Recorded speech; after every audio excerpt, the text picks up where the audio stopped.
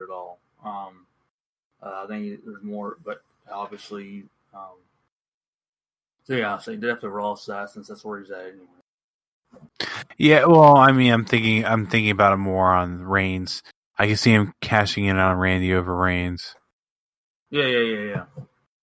Plus, it'd be kind of a nostalgia because that's who he won his first title against when he cashed in his last Money in the Bank briefcase. I don't know. It seems like it was a waste of potential, and now they're gonna have a Tucker versus Otis feud. But wouldn't you feel that would be kind of a good nostalgia though? You know, for what, Miz and Randy? Yeah, I mean, obviously there are two different spots now, but heel and heel. But I mean, if he would try to do that against Randy, his last time, he obviously won his title, cashed in. He did it on Randy Orton years ago. So it'd be kind of cool nostalgia if he would cash it in, but if he would lose it this time, if he was successful at cashing. Hey, last time I cashed in, and I won the title against Randy Orton. Now this time he did. It's every kind of different story, kind of cool. So, but who knows? The only thing I would kind of dig, and as long as he's healthy, this could be a way they could go with it.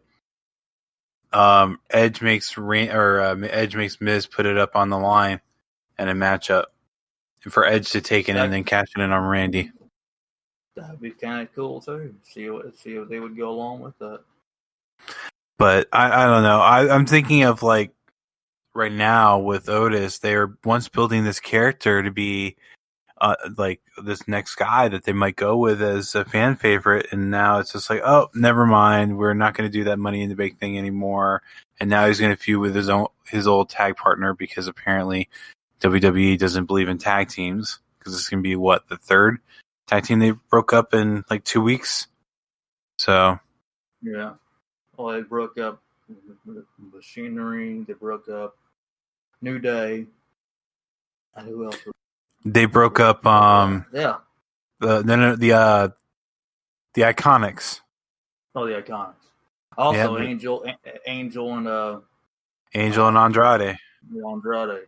I guess saying New Day is part of the trio. I mean, I know they're still tag team. They broke up the New Day, and the belief is okay. You can't take Big E serious if he's doing comedy. That's part of his stick, and it works for him. Why are you taking it away? Yeah, that's like I don't want Big E to become the character that he was before. When he was the lackey, I guess you want to say, for Dolph Ziggler years ago. Someone who's too serious, and I'd rather him being a little. I mean, you don't have to be. If you want to take a little bit of comedy or whatever, but not to stick with what got him there. But obviously, they're going to try to evolve the character, I believe. So, they're likely trying to change the character a little bit, but Vince is too commonly like, oh, you have to be this big brooding guy for it to work, and some people they just can't. Yeah. I mean, it works for Drew, but it doesn't mean it works for everybody. Yeah. Absolutely. One of the things that they advertised in this, and this is actually the match that doesn't immediately follow Miz and Otis, but a member of the Hurt Business versus a member of Retribution, which ended up being Bobby Lashley versus Slapjack. Oh, I'm sorry, we didn't grade the Otis and Miz match. What'd you grade that at? I can go along with 5.5. That's fine. Yeah, I did a 5. And I'm more disappointed than anything else. Yeah. But Bobby Lashley versus Slapjack from the Retribution. Yeah. One-sided. Definitely so. Very, very one-sided. I'm disappointed in all this, man. I really am disappointed. More of a booking standpoint, they're making Retribution look a little more weaker now. Yeah. You're bringing them in so strong and so dominant. We're going to take over, et cetera, et cetera. Now you're making it like they're just falling apart as a strong unit. Like They got beat last Monday, and then he had an unadvertised match on a pay-per-view card, and then once again they take the loss and make it look weak. So what's it's like I know we're going into WWE 101 right now, but it's like I feel like WWE doesn't have a plan for some things, and Retribution is one of the things they don't really have a plan for. I think they originally just wanted to draw up interest of someone possibly invading to kind of take away from the possibility that, you know, all the negative press that they got for COVID handling and letting people go, and then now they try to create a storyline out of it, which then this is one of the things that doesn't really make sense about Retribution, which then they get offered contracts for like 5 members of Retribution, and now they're employees. Now they're not really trying to destroy things. It doesn't make any goddamn sense at this point. Oh, I agree with everything you're saying. It's just they went about this a whole different way. It's like you came out with a bunch of members. Now you have five members now, and it's just now we got contracts, and now we're looking like jobbers practically. Mm-hmm. It's like I'm just like scratching my head on this one, like whatever. You know, like you had something that had, you know, why don't you go?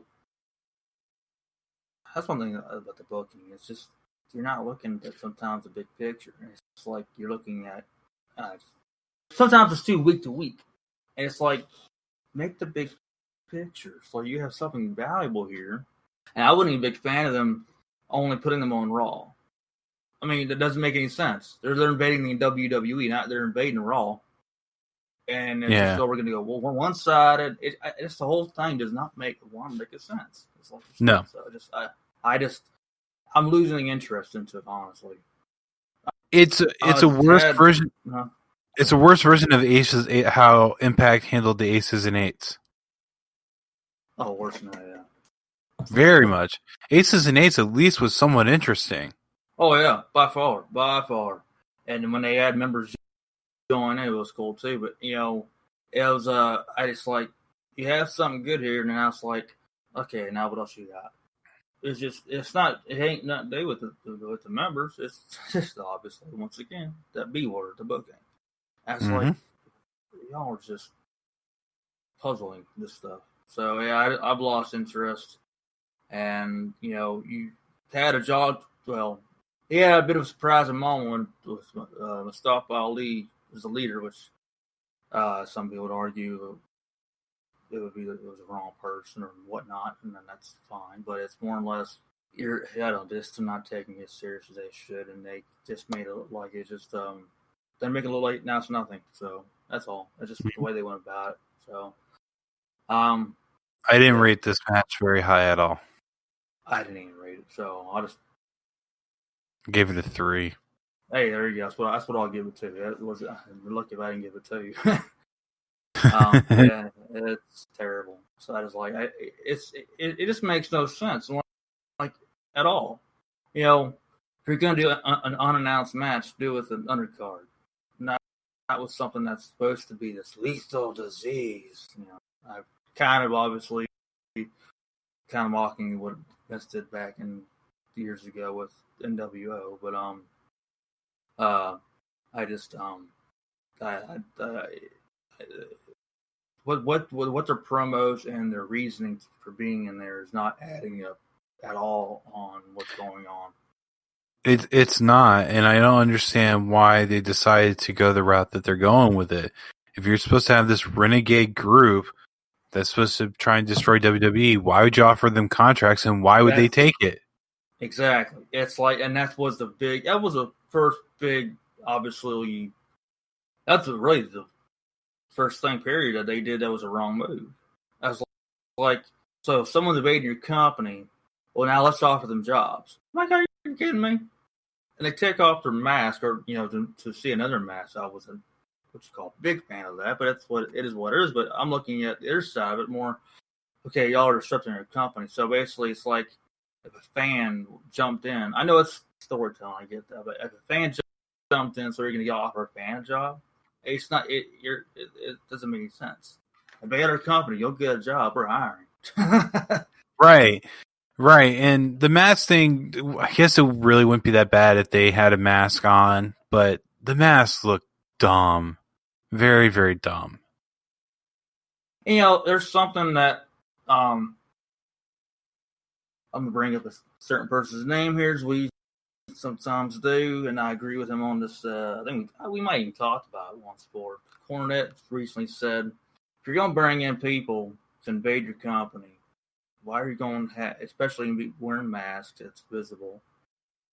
Why are you going to bring in people that's already in as at least on the company that's on TV? I get that. I'm not disagreeing with them. It's like if people are going to recognize these people, then basically it's already done and over with. So, like it's not, you're going to figure it out. It is what it is. But it's in general with the contracts in general. I just flabbergasted. I'm like, when I'm hearing this on TV, I'm like, what? Mm-hmm. Wow, really? Yeah, it doesn't make any damn sense. Not one lick. So the match that actually went on before this, but I really wanted to talk about that. That and the stupid names of Retribution Slapjack. We had Sasha versus Bayley and for the women's championship in a Hell in a Cell. Oh yeah, cool match. Enjoyed it, man. It was was looking forward to this kind of honestly more than anything else. But there's other matches too I was interested in, but this is probably the top match I was interested in. And this match almost went almost a half hour, too. Yeah, and they did good storytelling, man. It's like it amazes me how much more the women's evolution has taken over. Well, the focus in trying to actually get women wrestlers as opposed to models is definitely shown in WWE's production of women's matches. Oh yeah, absolutely. There's still ladies out there that are growing their in-ring skills, but that's for anybody. But it's no, I'm very proud of that. 2 women have been a part of the company for years and who have battled in past times growing into the business. But it was a great storytelling, great everything. I enjoyed the match. It was. I can go along and give it like an 8.5. Honestly, yeah. But, I thought it was great. I thought it was better than the Reigns and Uso match as far as just at least the in ring. I thought it was. So I thought this match. Yeah. Comparing it all to others, I thought this match would have been a better closer. Yeah, this was a really well done match, and the way these two interact, it's almost like a Ray and Eddie all over again, or even a Rock and Stone Cold and Randy Orton, John Cena. They're of the women's division. They're the top 2-tier characters. And I'm not taking away anything from Charlotte. Charlotte's definitely a good wrestler, and also Becky. But I guess Becky would be more of the Stone Cold type. But when it comes to like Charlotte is just too dominant, and that's what's working against her. Bayley and Sasha have what looks to be a good vulnerability. Asuka's another star in the women's division on the main roster. Sure. And if you count NXT, you got to count Rhea Ripley too. Oh yeah, absolutely. She does good in ring too. I'm impressed by her as well. You have it's like your top picks, and you have the ones that are growing in. So I think it's doing really well. I think WWE's women's division is actually better than its men's right now. Yeah, it's better than it's been for a while. Mm-hmm. Obviously, Charlotte out on injury, and obviously Becky's pregnant. So these 2 women are